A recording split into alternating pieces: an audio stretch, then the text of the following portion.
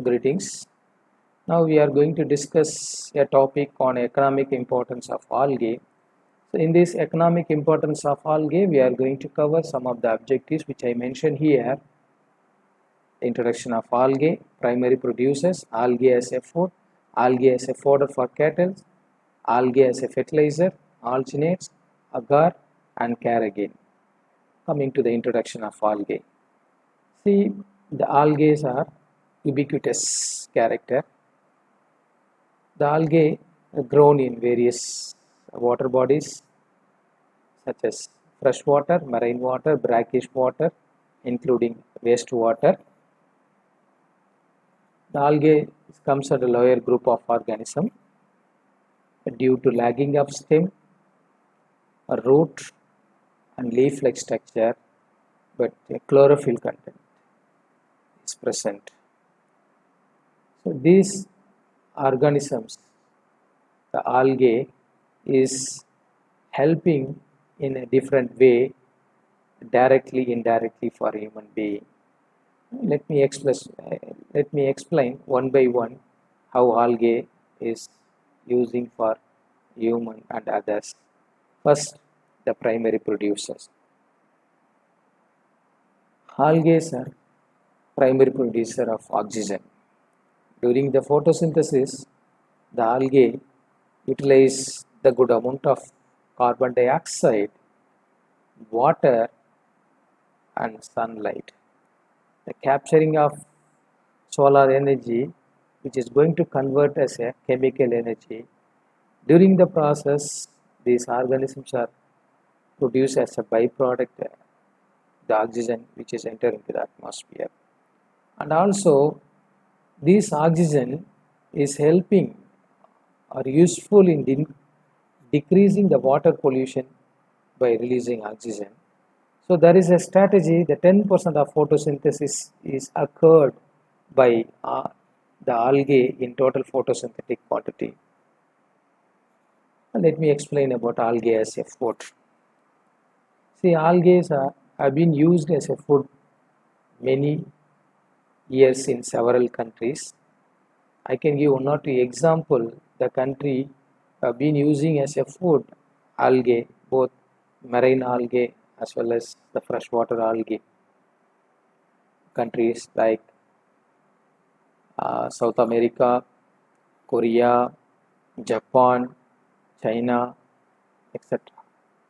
The reason, because algae have the good amount of the primary metabolites, which is mandatory for our body metabolism. The algae, as I said, they are having the primary metabolites like a protein, carbohydrate, lipid.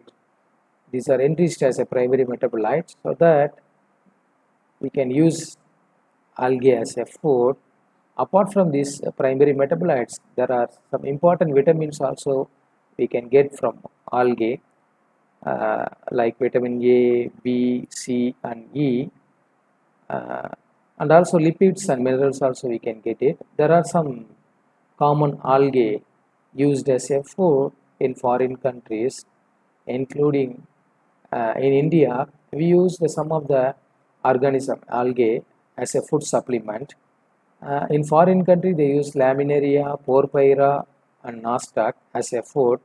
In India like country, we use spirulina powder or capsule or tablet for a food supplement for the deficiency of a nutrient, protein especially. The next, algae used fodder for cattle. There are many algae, the seaweeds, the macroforms used as a fodder for cattle. Here I can mention Rhodomonas palmata used as a food for sheep in Norway.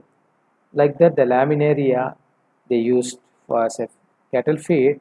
Then Pelvicia, Ascophyllum, like that, macroalgae species are used as a food for cattle. The next, algae as a fertilizer.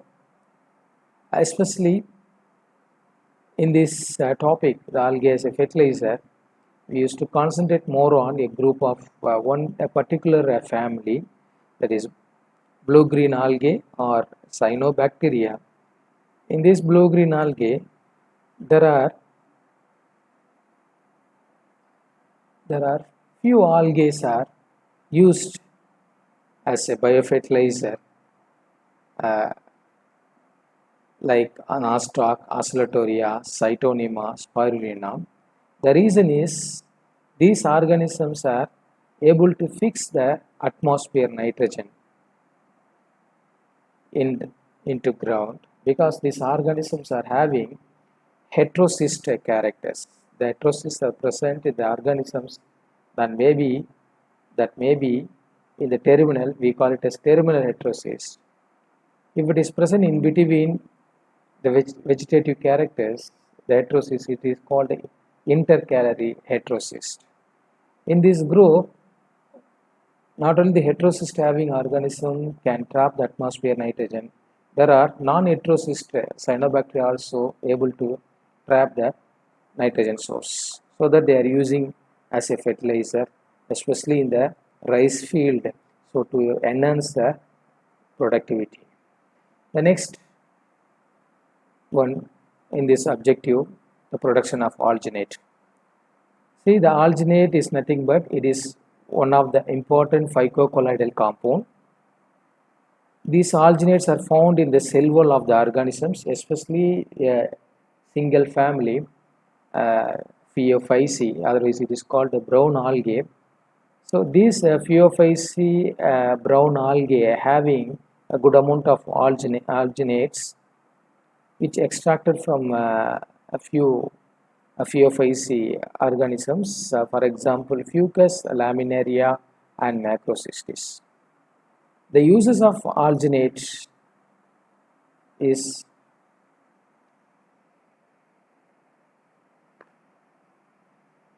for various purpose, the preparation of flame-proof fabrics, preparation of plastics and paint industries, the gauze materials, surgical dressings, including soups and ice creams, for as one of the important ingredients they are using alginate.